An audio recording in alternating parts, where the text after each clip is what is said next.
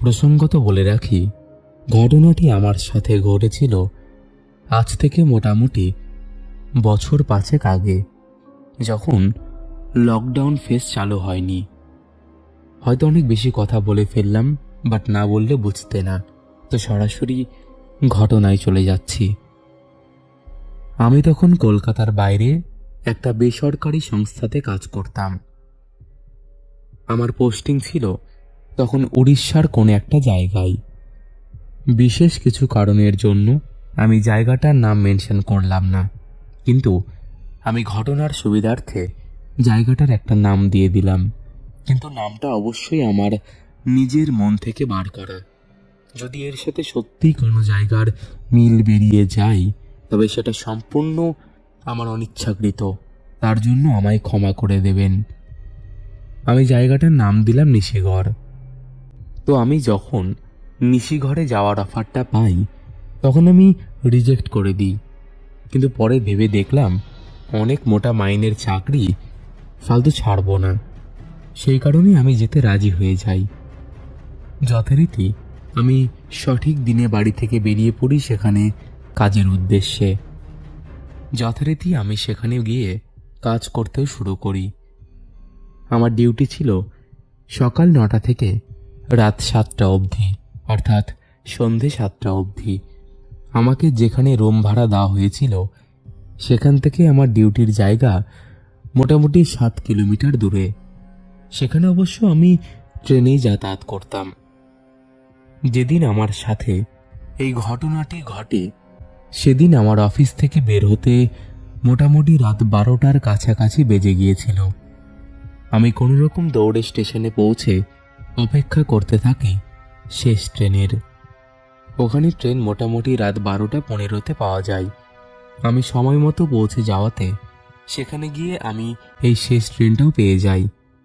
4টা স্টেশন পরে আমার স্টপেজ। সময় মতো আমি ট্রেন থেকে নেমেও যাই, কিন্তু ট্রেন থেকে নেমে আমি পড়ি বিপাকে।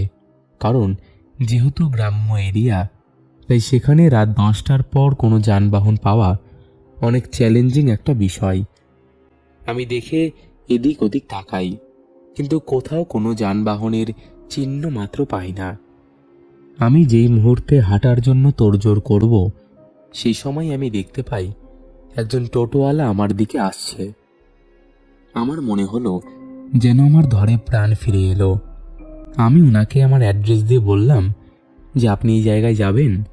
তখন উনি আমাকে বললেন যে হ্যাঁ যাব, কিন্তু আমার ভাড়াটা একটু বেশি লাগবে, কারণ এতটা রাত্রি হয়ে গেছে, আপনাকে 4 জনের ভাড়া কনসিডার করতে হবে।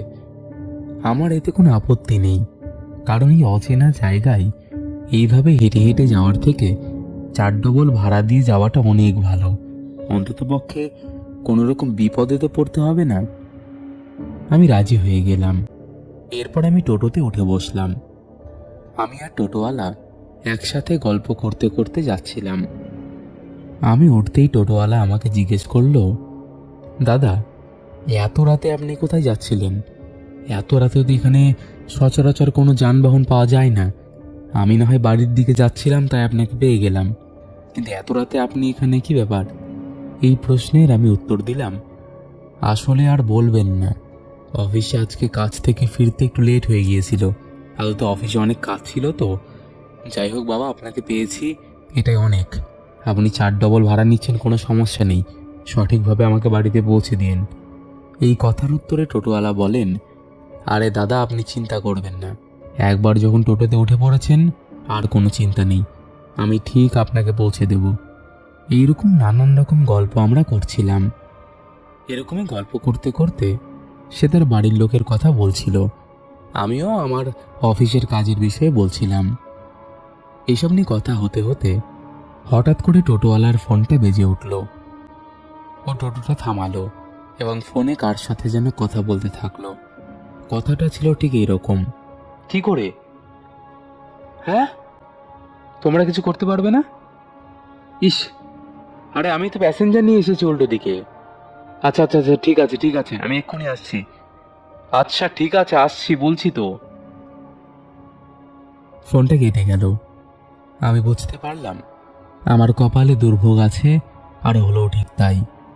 টোটোওয়ালা আমাকে আক্ষেপের সুরে বলল, দাদা ক্ষমা করে দেবেন, আমি আপনাকে নিয়ে আর যেতে পারবো না। তবে আপনাকে আমি যত দূর এনেছি তত দূরের ভাড়াও আপনাকে দিতে হবে না। আপনাকে আমি একটা শর্টকাট রাস্তা বলে দিচ্ছি, আপনি সেই রাস্তা দিয়ে চলে যান, আপনার খুব সুবিধে হবে। এখান থেকে আর মাত্র 5 মিনিট লাগবে হেঁটে যেতে। আর আমি যদি এখন আপনার সাথে যাই তবে আমার অনেক সমস্যা হয়ে যাবে দাদা।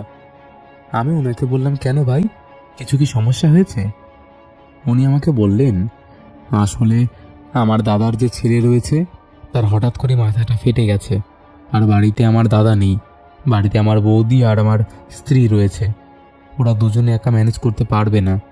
আমি যদি গাড়িটা নিয়ে না যাই ততক্ষণে ওরা ওখানেই বসে থাকবে, তারা হসপিটালেও নিয়ে যেতে পারবে না। আর আপনাকে যদি আমি এখন পৌঁছে দিই তবে আমার সম্পূর্ণ উল্টো পথ হবে। একটা ছোট বাচ্চার জন্য এইটুকু কনসিডার করুন দাদা, আপনার হাতে পায়ে ধরছি আমি, প্লিজ প্লিজ দাদা। তারও কিছু করার নেই, একটা বাচ্চার জন্য একটু কনসিডার করতেই হবে, নয়তো কিসেরই বা মানুষ আমি। তাই আমি বাধ্য হয়ে নেমে গেলাম। উনি না বললেও জোরপূর্বক আমি উনাকে টাকাটা ধরিয়ে দিলাম। উনি অবশ্য একজনের ভাড়ায় নিয়েছিলেন। এরপর উনি আমাকে রাস্তাটা বলে দিলেন। রাস্তাটা ছিল ঠিক এই রকম, আমরা যেখানে দাঁড়িয়ে রয়েছি সেখান থেকে 3 মাথার মোড় ধরে ডান দিকে যেতে হবে। ডান দিকে গেলে একটা ছোট্ট জঙ্গল পড়বে। জঙ্গল বলা ভুল হবে, দুই পাশে 10-12টার মতো সারি সারি দেওয়া বাবলা গাছ, আর মাঝখান দিয়ে মেঠো পথ। সেখান থেকেই খানিকটা দূরে গেলে পড়বে একটা রেল লাইন। রেল লাইন মানে আপার আর ডাউন প্ল্যাটফর্মের জন্য দুটো রেল লাইন করা। সেটা ধরে কিছুক্ষণ হাঁটলে পাকা রাস্তা পড়বে, আর সেখান থেকেই আলো দেখা যাবে। আর সেখানে গেলেই আমি আমার গন্তব্যে পৌঁছে যাব। আমি রাজি হয়ে যাই, কারণ বেশি দূরেও নয়, আর তাছাড়া আমার কোনো উপায়ও নেই।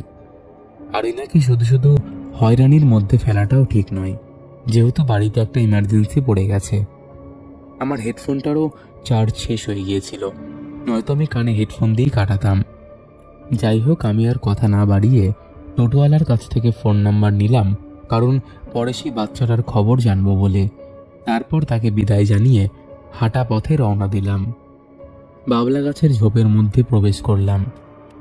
রাস্তাটা প্রচণ্ড অন্ধকার, যেহেতু আশেপাশে কোনো বাড়িঘর নেই, আর কোনো স্ট্রিট লাইটেরও সেখানে ব্যবস্থা নেই। আমার ফোনের ফ্ল্যাশ লাইটটুকু দিয়ে যতটুকু দেখা যায় হেঁটে হেঁটে চললাম। যেহেতু অল্প একটু রাস্তা, তাই জন্য কোনো সমস্যা হলো না রেল লাইনের কাছে পৌঁছানো। এরপর বেশ কিছুক্ষণ চলার পর রেল লাইনের ধারে চলে এলাম।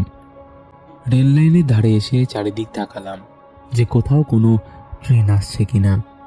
পরে নিজের মূর্খামির জন্য নিজেই নিজের মাথায় ছুটি মারতে ইচ্ছে করলো, কারণ একদম শেষ ট্রেনে তো আমি এসেছি। আমি রেল লাইন ধরে দাঁড়িয়ে দেখলাম আমার থেকে মোটামুটি 3 থেকে 5 মিনিট হাঁটা পথে ছোট্ট টিমটিমে আলো জ্বলছে। আমি বুঝতে পারলাম ওটাই হয়তো পাকা রাস্তার আলো। তো আমি সেই আলো ধরে রেল লাইনের পাশ ধরে আমি হেঁটে আসছিলাম। আমি হাঁটছি, হাঁটতে হাঁটতে কতটা সময় লেগেছে আমি জানি না। আমি সামনের দিকে তাকিয়ে দেখি প্রায় কাছাকাছি চলে এসেছি।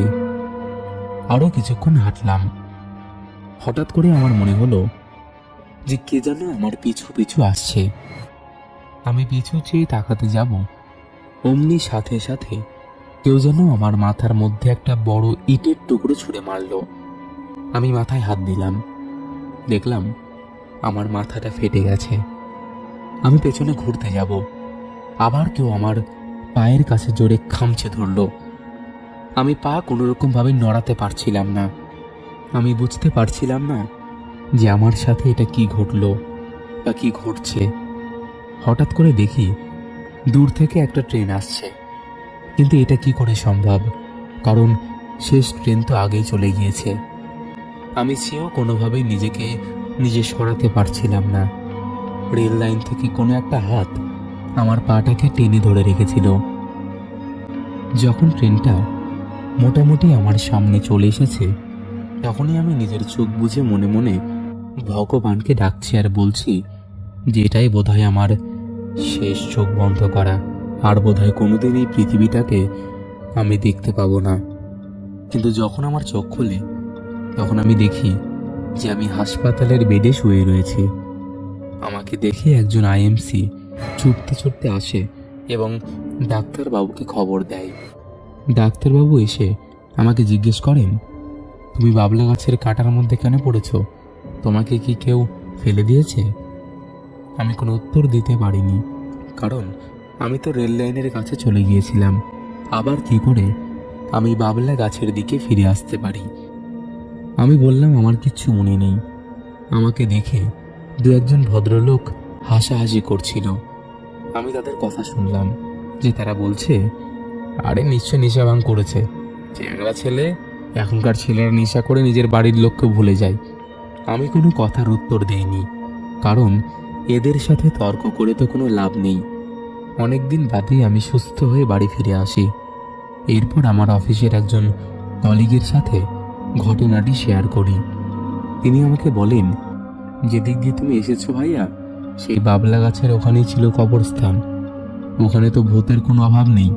হয়তো কেউ তোমার পিছু পিছু গিয়েছিল আর তোমাকে মারতেও চেয়েছিল, কিন্তু তোমার আয়ু ছিল বলে তোমাকে মারতে পারেনি।